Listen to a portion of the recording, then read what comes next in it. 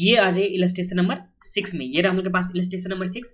इसमें सम्स में क्या क्या दे रखा हुआ पढ़ लेते हैं, उसके बाद हम लोग रिक्वायरमेंट लास्ट में देख लेंगे एक बार। इसमें क्या दे रखा हुआ, messrs KBC bearings limited is committed to supply 48,000 bearings per annum. तो हम लोग के पास यहाँ पे सबसे पहला जो डी चाहिए वो तो हम लोग के पास आ चुका है। उसके बाद बोला to messrs KMR fans on study daily basis. उसके बाद बोला it is estimated that it cost ₹1 as a inventory holding cost per bearing per month. तो यहाँ पे हम लोग के पास पर बेयरिंग पर मंथ के लिए दे रखा हुआ है, जो इन्वेंट्री का कॉस्ट दे रखा हुआ है। और जो हम लोग को निकालना होता है यहाँ पे जो निकालना होगा सी, जो इन्वेंट्री कॉस्ट का होगा वो हम लोग को पर ईयर के लिए निकालना होता है। इसमें हम लोग को 12 से मल्टीप्लाई करना होगा। पर यूनिट के लिए तो हम लोग के पास दे रखा हुआ है ना।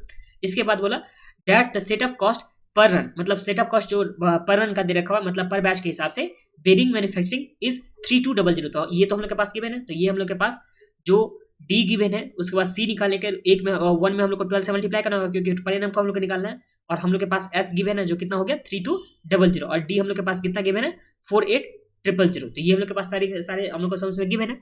इसमें फर्स्ट नंबर पे क्या निकालना है, determine the optimum run size of bearing manufacturing. तो ऑप्टिमम जैसे हम लोग को निकालना है मतलब इकोनॉमिक बैच क्वांटिटी निकालना है। तो चलिए निकाल लेते हैं economic batch quantity illustration number 6 का। इलस्ट्रेशन नंबर 6 में सबसे पहले डी गिवन था कितना था 48,000 का। फिर हम लोग सी निकाले थे ₹1 को हम लोग 12 से मल्टीप्लाई करके 12 और हम लोग के पास एस गिवन था वो जो 3200 का। फिर हम लोग निकालेंगे इकोनॉमिक बैच क्वांटिटी जिसके लिए फॉर्मूला क्या होता है तो 2DS डिवाइड बाय सी, उसका स्क्वायर रूट यहाँ पे 2 हो जाएगा इंटू 48,000। फिर इसमें मल्टीप्लाई करेंगे एस से मतलब 3200 से डिवाइड करेंगे 12 से और इसका क्या कर देंगे हम लोग स्क्वायर रूट। तो हम लोग के पास कितना आ जाएगा, इस केस में हम लोग के पास आ रहा है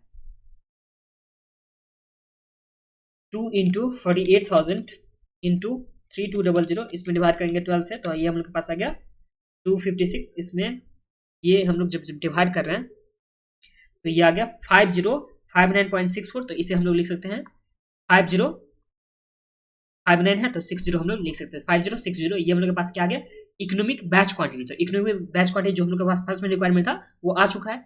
अब सेकंड में देखिए state what would be the interval between the two consecutive optimum run. तो यहाँ पे 2 रन के बीच में कितना यहाँ पे डिफरेंस आना चाहिए। अब हम लोग को ये निकाला तो देखिए 2 रन के बीच में ये तो सबसे पहले पहला का आंसर हो गया था कि ऑप्टिमम साइज यहाँ बैच का क्या होना चाहिए था वो हम लोग निकाल चुके हैं। अब बोला कि 2 जो यहाँ पे रन होगा उस दोनों के बीच में कितना यहाँ पे टाइम का गैप होगा, इंटरवल कितना होगा। तो इसके लिए सबसे पहले हम लोग निकाल लेते हैं कितना यहाँ पे पूरे साल भर में रन होगा वो निकाल लेते हैं। तो यहाँ पे नंबर ऑफ ऑप्टिमम रन निकाले तो ऑप्टिमम रन कितना हो जाएगा। तो देखिए प्रोड्यूस करना है कितना 48,000 का। तो यहाँ पे 48,000 यहाँ पे प्रोड्यूस करना है और एक बार में कितना प्रोड्यूस हो सकता है 5060।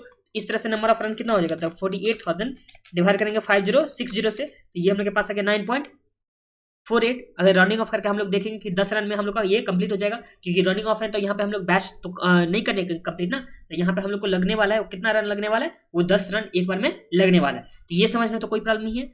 अब 10 रन हम लोग को लगने वाला है तो अगर हम लोग इंटरवल देखेंगे इंटरवल बिटवीन 2 रन के बीच में हम लोग इंटरवल देखेंगे तो वो कितना होने वाला है। तो देखिए 365 डेज पूरे साल भर में होता है 365 डेज यही होता है ना। और हम लोग को पूरे साल भर में कितना रन चाहिए तो 10 रन हम लोग को करना है। पूरे साल भर में हम लोग को 10 रन चाहिए करना होगा तो डिवाइड करेंगे हम लोग 10 से तो ये हम लोग के पास जो इंटरवल हो जाएगा वो 36.5 डेज का हम लोग के पास यहाँ पे इंटरवल आ जाएगा। तो ये समझने में तो आपको कुछ भी प्रॉब्लम नहीं है ना।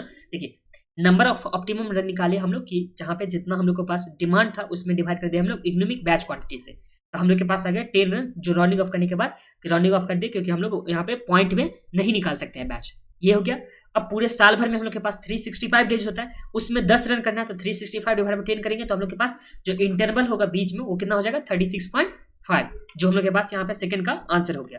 अब थर्ड में देखिए find out the minimum inventory cost. तो हम लोग को यहाँ पे निकाला मिनिमम इन्वेंट्री कॉस्ट कितना होगा और मिनिमम इन्वेंट्री कॉस्ट कितना होता है कि जब यहाँ पे इकोनॉमिक बैच क्वांटिटी का जो भी क्वांटिटी होता है उस टाइम में जो भी यहाँ पे इन्वेंट्री का कॉस्ट होगा वो क्या होगा मिनिमम होगा। तो यहाँ पे चलिए लिखते हैं थर्ड वाले पॉइंट में मिनिमम इन्वेंट्री कॉस्ट। तो इसके लिए हम लोग के पास आता था Q डिवाइड बाय 2 करते थे मतलब एवरेज क्वांटिटी है इनटू जो भी इसका कॉस्ट होता था C का तो वो हो जाता था। तो यहाँ पे क्वांटिटी जो हम लोग के पास निकाले हैं वो कितना निकाले हैं तो 5060 ये निकाले हैं ना क्वांटिटी। इसमें डिवाइड करेंगे हम लोग 2 से मतलब इसका एवरेज लेते हैं और इसमें मल्टीप्लाई करेंगे जो C का कॉस्ट था और C का कॉस्ट यहाँ पे कितना दे रखा हुआ था तो ये हम लोग निकाले थे 12 निकाले थे जो पूरे साल भर का निकाले थे। तो इंटू 12 करेंगे तो हम लोग के पास आ जाएगा 5060 इंटू 12 डिवाइड बाय 2 तो ये हम लोग के पास आ गया 30360। 30360 ये हम लोग के पास आ गया मिनिमम इन्वेंट्री का कॉस्ट। और इसी के साथ ये सम्स हम लोग के पास इलस्ट्रेशन नंबर 6 कम्स 6 ये कंप्लीट हो